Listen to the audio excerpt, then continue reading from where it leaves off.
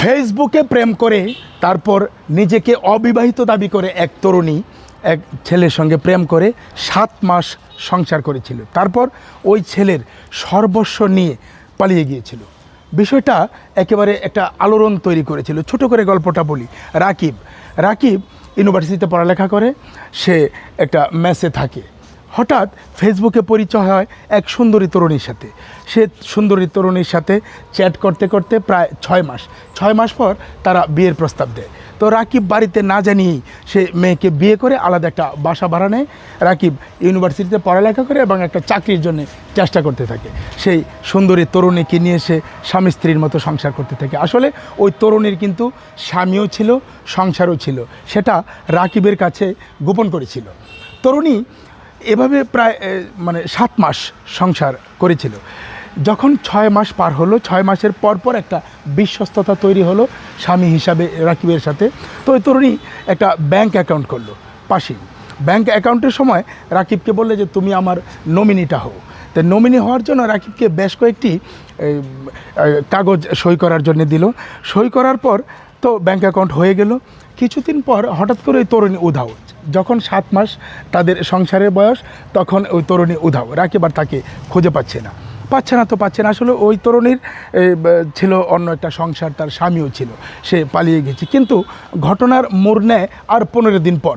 ঠিক 15 দিন পর ব্যাংক থেকে রাকিবের কাছে চিঠি আসে যে আপনি যে 50 লক্ষ টাকা ঋণ নিয়েছিলেন সেটার প্রথম কিস্তিটা দিতে হবে।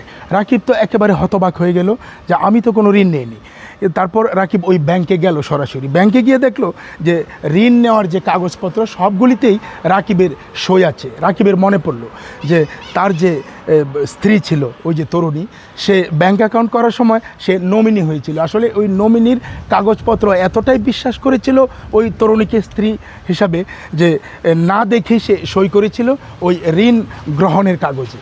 সে এই যে লক্ষ লক্ষ টাকা সে ঋণগ্রস্ত হয়ে গেল। তরুণী কিন্তু আসলে চলেই গেল, ওই তরুণীকে আর খুঁজে পাওয়া গেল না। কিন্তু সাইবার ক্রাইম যারা এই পুলিশের ইউনিট রয়েছে, সেখানে ওই ছেলে যখন এই বিষয়টা একেবারে খুলে বলল, তারা বিভিন্নভাবে ট্র্যাকিং করে খুঁজতে ওই তরুণীকে খুঁজে বের করলো এবং তার একটা সংসারও আছে।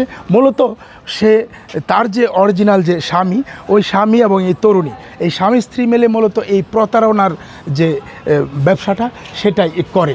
তারপর ধরলো, কিন্তু ওই টাকাগুলির অনেকটাই তারা খরচ করে ফেলেছিল। সব মিলিয়ে রাকিব কিন্তু ব্যাংকের কাছে ঋণী হয়ে গিয়েছিল। সর্বশেষ পুলিশের সহায়তায় ওই টাকা পুরোটা ফেরত না পেলেও আইনের দ্বারস্থ হয়ে ওই তরুণী সর্বশেষ একেবারে কারাগারে ঢুকেছিল। কিন্তু রাকিবের উপর ওই ব্যাংক ঋণের যে চাপ সেটা থেকেই ছিল।